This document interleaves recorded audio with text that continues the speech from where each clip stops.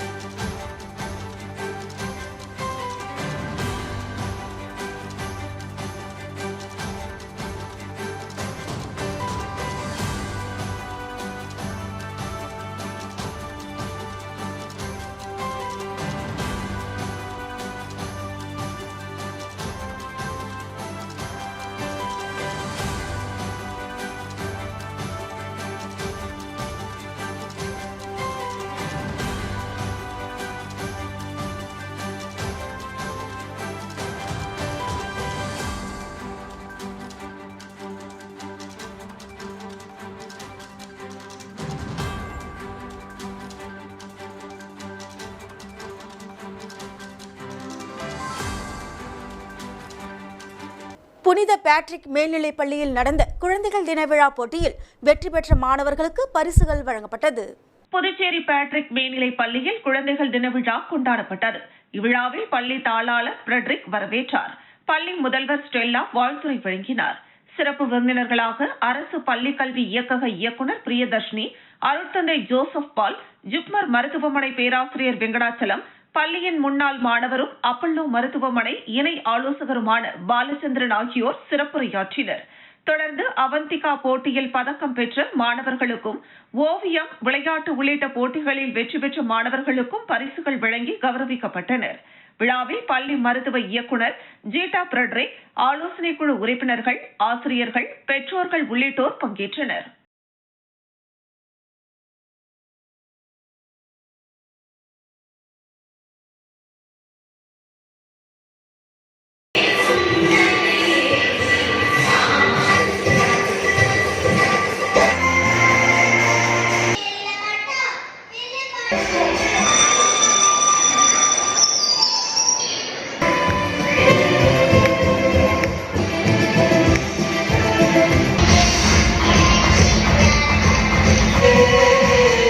புதுச்சேரி ஜிப்மரில் BSc nursing மற்றும் allied health science படிப்புகளுக்கான கலந்தாய்வு துவங்கியது. புதுச்சேரி ஜிப்மரில் பிஎஸ்சி நர்சிங் 94 இடங்கள், அலைடு ஹெல்த் சயின்ஸில் 87 இடங்கள் என இரு பிரிவுகளிலும் மொத்தம் 181 இடங்கள் உள்ளன. இந்த இடங்களுக்கான மாணவர் சேர்க்கை நீட் தேர்வு மதிப்பெண் அடிப்படையில் நிரப்பப்பட்டு வருகிறது. 2024, 2025 ஆண்டிற்கான மாணவர் சேர்க்கைக்கு ஜிப்மர் இணையதளத்தில் கடந்த அக்டோபரில் விண்ணப்பங்கள் பெறப்பட்டு இவர்களுக்கான கலந்தாய்வு ஜிப்மர் அப்துல் கலாம் அரங்கில் நேற்று துவங்கியது. கலந்தாய்வில் பங்கேற்ற மாணவர்களின் சான்றிதழ்கள் சரிபார்க்கப்பட்டு தற்காலிக பட்டியல் ஜிப்மர் இணையதளத்தில் வெளியிடப்பட்டது. கலந்தாய்விற்கான செயல்முறைகள் நடக்க உள்ளன.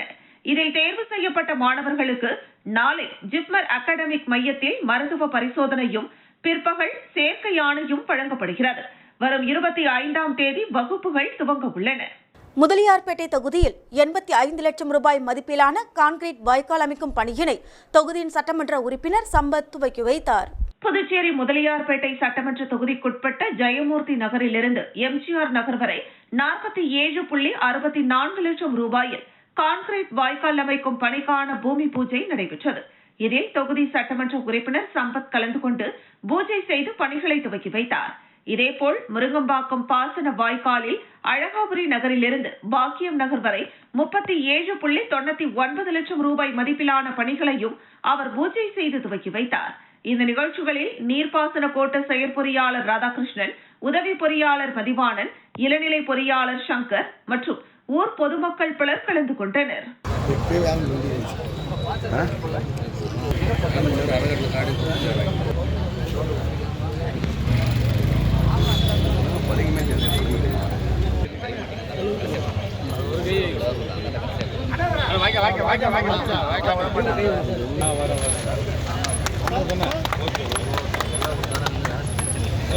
$10,000 கோடி ரூபாய் சொத்து மதிப்புள்ள மின்துறை 500 கோடி ரூபாய்க்கு தனியாருக்கு தாரை வார்க்க வேண்டிய அவசியம் என்ன என்று புதுச்சேரி அதிமுக மாநில செயலாளர் அன்பழகன் கேள்வி எழுப்பியுள்ளார். புதுச்சேரியில் செய்தியாளர்களுக்கு பேட்டியளித்த அதிமுக மாநில செயலாளர் அன்பழகன், மக்கள் விரோத திட்டத்தை செயல்படுத்தும் ஒரு அடிமைத்தனமான பாஜக என்ஆர் காங்கிரஸ் கூட்டணி அரசு புதுச்சேரியில் உள்ளது. லாபத்துடன் இயங்கும் மின்துறையை தனியாருக்கு தாரை வார்த்து கொடுக்க இந்த அரசு சதி செயலுடன் திட்டமிட்டு முடிவு செய்துள்ளது. மின்துறையை தனியார் மயமாக்குவது தொடர்பாக சென்னை உயர்நீதிமன்றத்தில் வழக்கு நடைபெற்று வருகிறது. ஆனால் இந்த வழக்கில் 21 முறை புதுச்சேரி அரசு வாய்தா வாங்கி டெண்டர் விடும் காலத்தை நீட்டித்து வருவதாக குற்றம் சாட்டினார். மின்துறையை தனியார் மயமாக்குவதற்காக மின் கட்டணம் செலுத்தாமல் நிலுவையில் உள்ள 465 கோடி ரூபாய் பணத்தை உடனடியாக வசூல் செய்ய வேண்டும் என்று தலைமை செயலர் உத்தரவிடுகிறார். ஆனால் மின்துறை அமைச்சர் மின்துறை நஷ்டத்தில் இயங்குவதாகவும் அதனால்தான் மின் கட்டணத்தை உயர்த்த வேண்டிய அவசியம் ஏற்பட்டதாகவும் தெரிவிப்பது ஏற்புடையதல்ல. கடந்த ஆண்டு 25 கோடி ரூபாய் லாபம் என்று கூறிய அமைச்சர் இந்த ஆண்டு 300 கோடி ரூபாய் நஷ்டம் என்று கூறுகிறார். அதற்கு விரிவான கணக்குகளை காட்ட முடியுமா என்றும் அன்பழகன் கேள்வி எழுப்பினார். புதுச்சேரி அரசாங்கத்தில் வெளிப்படையான தன்மை இல்லை. மின்துறையை தனியார் மயமாக்க போகிறோமா இல்லையா என்பதை தெளிவுபடுத்த வேண்டும். இதில் பொதுமக்களை இந்த அரசு ஏமாற்றி வருவதாக குற்றம் சாட்டிய அன்பழகன், பாஜகவின் தவறான மக்கள் விரோத செயலுக்கு முதலமைச்சர் ஏன் துணை போகிறார் என்று கேள்வி எழுப்பினார். 10,000 கோடி ரூபாய் சொத்து மதிப்புள்ள மின்துறை 500 கோடி ரூபாய்க்கு தனியாருக்கு தாரை வார்க்க வேண்டிய அவசியம் என்ன என்றும், அனைத்து துறைகளிலும் ஊழல் முறைகேடுகள் நடைபெற்று வருகிறது என்றும், லஞ்சம் என்பது புதுச்சேரி மாநிலத்தில் அங்கீகரிக்கப்பட்ட ஒன்றாக உள்ளது என்றும் குற்றம் சாட்டினார். இதையெல்லாம் தடுத்து நிறுத்த வேண்டிய கடமையும் பொறுப்பும் முதலமைச்சருக்கு உண்டு. ஆளுங்கட்சியினர் தவறுகளையும் முறைகேடுகளையும் ஊழல்களையும் எதிர்க்கட்சிகள் சுட்டிக்காட்டும் போது இதற்கு ஆளுங்கட்சியினர் பதிலளிக்க வேண்டும் என கேட்டுக்கொண்ட அன்பழகன், 10க்கும் மேற்பட்ட வியாபாரிகளை அரசியலுக்கு கொண்டு வந்தது காங்கிரஸ் திமுக கூட்டணிதான். புதுச்சேரி மாநிலத்தின் சீரழிவு பற்றி பேசுவதற்கும் காங்கிரஸ் கட்சிக்கு எந்தவித தகுதியும் இல்லை என குறிப்பிட்டார். திருக்காஞ்சி ஸ்ரீ காசி விஸ்வநாதர் சன்னதி நூதன அஷ்டபந்தன மகா கும்பாபிஷேகம் மற்றும் கிழக்கு ராஜகோபுரம் திருப்பணி துவக்க விழாவில் அமைச்சர் தேனி ஜெயக்குமார் பங்கேற்று சுவாமி தரிசனம் செய்தார். புதுச்சேரி மாநிலம் வில்லியனூர் கொம்யூன் காசிக்கு வீசம் மிகுந்த திருக்காஞ்சி அருள்மிகு ஸ்ரீ காமாட்சி ஸ்ரீ உடனுரை ஸ்ரீ கங்கை வராக நதீஸ்வரர் தேவஸ்தானத்தில் எழுந்தருளியிருக்கும் ஸ்ரீ விசாலாட்சி ஸ்ரீ அன்னபூரணி சமேத ஸ்ரீ காசி விஸ்வநாதர் சன்னதி நூதன அஷ்டபந்தன மகா கும்பாபிஷேகம் மற்றும் கிழக்கு ராஜகோபுரம் திருப்பணி துவக்க விழா நடைபெற்றது. மயிலம் பொம்மபுர ஆதீனம் குரு மகா சன்னிதானம் ஸ்ரீலஸ்ரீ சிவஞான பாலய்ய சுவாமிகள் அருளாசியுடன் நடைபெற்ற இவ்விழாவில் வேளாண் துறை அமைச்சர் தேனி ஜெயக்குமார் தலைமையில் மகா கும்பாபிஷேகம் கிழக்கு ராஜகோபுர திருப்பணி துவக்க விழா நடைபெற்றது. இதில் திரளான பக்தர்கள் கலந்து கொண்டு சுவாமி தரிசனம் செய்தனர். இதனைத் தொடர்ந்து தேவஸ்தானத்திற்கு சொந்தமான புதிய ஸ்ரீ காஞ்சிநாதன் திருமண மண்டபம் திறப்பு விழா நடைபெற்றது. இதில் வேளாண் துறை அமைச்சர் தேனி ஜெயக்குமார் கலந்து கொண்டு விழாவிற்கு தலைமை தாங்கி குத்துவிளக்கேற்றி மண்டபத்தை திறந்து வைத்தார். நடைபெற்ற இந்த நிகழ்ச்சியில் காசி விஸ்வநாதர் கோவில் திருப்பணி மற்றும் கும்பாபிஷேக உபயதாரர் வில்லியனூர் கணேசன் குடும்பத்தினர் மற்றும் திரளான பொதுமக்கள் கலந்து கொண்டு சுவாமி தரிசனம் செய்தனர். நிகழ்ச்சிக்கான ஏற்பாட்டினை ஆலய நிர்வாக அதிகாரி சரவணன், ஆலய தலைமை அர்ச்சகர் சிவஸ்ரீ சரவண சிவாச்சாரியார், திருக்காஞ்சி கிராமவாசிகள் மற்றும் சிவனடியார் பெருமக்கள் செய்திருந்தனர்.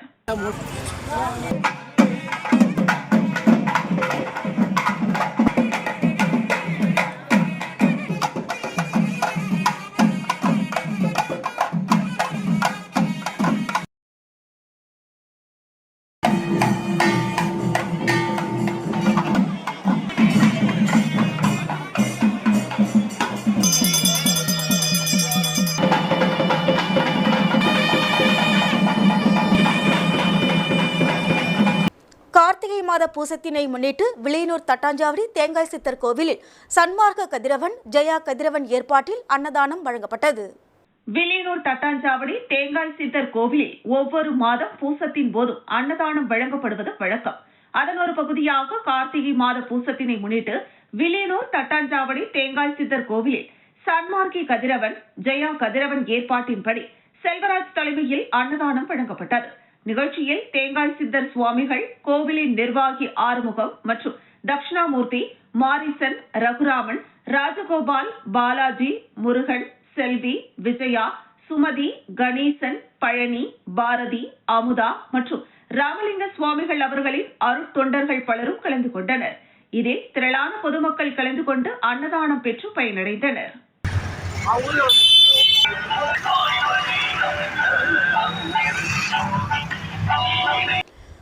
திருபுவனை தொகுதியில் பிரதான் மந்திரி ஆவாஸ் யோஜனா திட்டத்தின் கீழ் 50 பயனாளிகளுக்கு வீடு கட்டும் தவணை தொகைக்கான ஆணையினை சட்டமன்ற உறுப்பினர் அங்காளன் வழங்கினார். புதுச்சேரி குடிசை மாற்று வாரியம் மூலம் பிரதான் மந்திரி ஆவாஸ் யோஜனா திட்டத்தின் கீழ் திருபுவனை தொகுதியைச் சேர்ந்த 50 பயனாளிகளுக்கு 50,60,000 ரூபாய்க்கான ஆணை வழங்கும் நிகழ்ச்சி நடைபெற்றது. வீடு கட்டும் முதல் தவணை தொகை ஒரு நபருக்கு 1,20,000 ரூபாய், இரண்டாம் தவணை தொகை 15 நபர்களுக்கு தலா 1,60,000 ரூபாய் வீதமும் மற்றும் மூன்றாம் தவணை தொகை 34 நபர்களுக்கு தலா 70,000 ரூபாய் வீதமும் அவரவர் வங்கிக் கணக்கில் செலுத்துவதற்கான ஆணை வழங்கும் நிகழ்ச்சி திருபுவனை சட்டமன்ற உறுப்பினர் அலுவலகத்தில் நடைபெற்றது. இதில் தொகுதி சட்டமன்ற உறுப்பினர் அங்காளன் கலந்து கொண்டு பயனாளிகளுக்கு வீடு கட்டும் தொகைக்கான ஆணையை வழங்கினார். இந்த நிகழ்ச்சியில் குடிசை மாற்று வாரிய செயற்பொறியாளர் சுந்தரராஜன், உதவி பொறியாளர் ரவி, இளநிலை பொறியாளர் சத்யவாணி, ஓவர்சீஸ் ரவிச்சந்திரன், ஏரியா ஆய்வாளர் வெங்கடேசன் மற்றும் பொதுமக்கள், சட்டமன்ற உறுப்பினரின் ஆதரவாளர்கள் என ஏராளமானோர் கலந்து கொண்டனர்.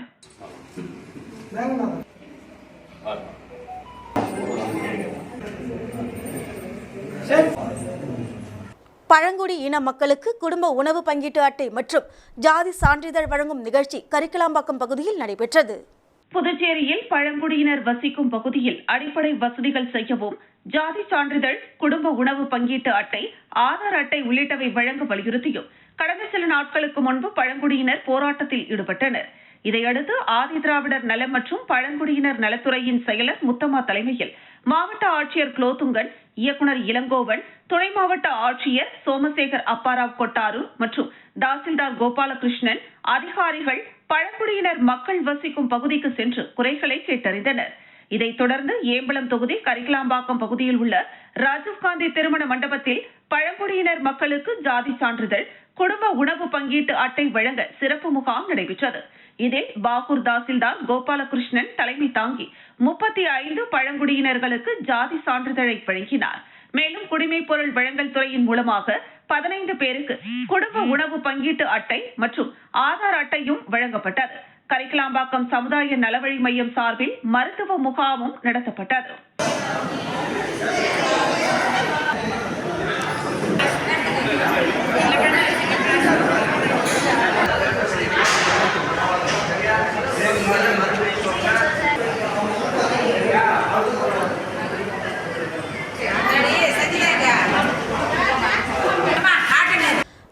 காரைக்கால் மாவட்டத்தில் உள்ள முக்கிய சாலையில் இயங்கி வரும் கரூர் வைசியா வங்கி ஏடிஎம்மில் தீ விபத்து ஏற்பட்டது.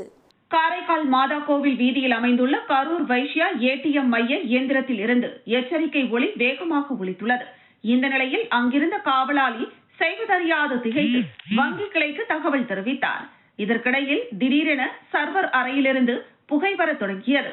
அறையை திறந்து பார்த்த காவலாளி எரிவதை கண்டு அதிர்ச்சி அடைந்தார். இந்த நிலையில் அதே வழியாக சென்ற தீயணைப்பு படை வீரர் முருகானந்தம் ஏடிஎம் அறையில் இருந்த தீயணைப்பானை கொண்டு தீயை கட்டுக்குள் கொண்டு வந்தார். இதனிடையே தீயணைப்பு துறையினருக்கு தகவல் தெரிவிக்கப்பட்டு தீயணைப்பு துறையினரும் குடிமை பாதுகாப்பு படையினரும் வங்கி ஊழியர்களும் சம்பவ இடத்திற்கு வந்து சம்பவம் குறித்து விசாரணை மேற்கொண்டனர். முதற்கட்ட விசாரணையில் மின்கசிவு காரணமாக தீ விபத்து ஏற்பட்டிருக்கலாம் என தீயணைப்பு துறை தரப்பில் தெரிவிக்கப்பட்டுள்ளது. இந்த சம்பவம் குறித்து காரைக்கால் நகர காவல்துறையினர் வழக்கு பதிவு செய்து விசாரணை மேற்கொண்டு வருகின்றனர். காரைக்கால் மைய பகுதியில் ஏடிஎம் அறையில் தீ விபத்து ஏற்பட்ட சம்பவம் காரைக்காலில் பரபரப்பை ஏற்படுத்தியது. தீ விபத்தின் போது சாதுரியமாக செயல்பட்டு தீயினை அணைத்த தீயணைப்பு படை வீரர் முருகானந்தத்திற்கு பாராட்டுகள் குவிந்து வருகிறது.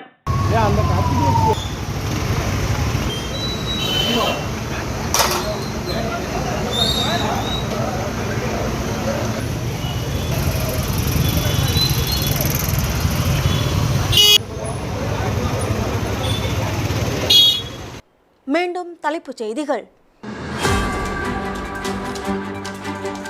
பெத்துசெட்டிப்பேட்டை ஸ்ரீ சித்தி விநாயகர் சிவசுப்பிரமணியர் தேவஸ்தானத்துக்கு புதிதாக தங்கத்தேர் பணிகளை தொடங்கி வைத்தார் ஆளுநர் கைலாஷ் நாதன்.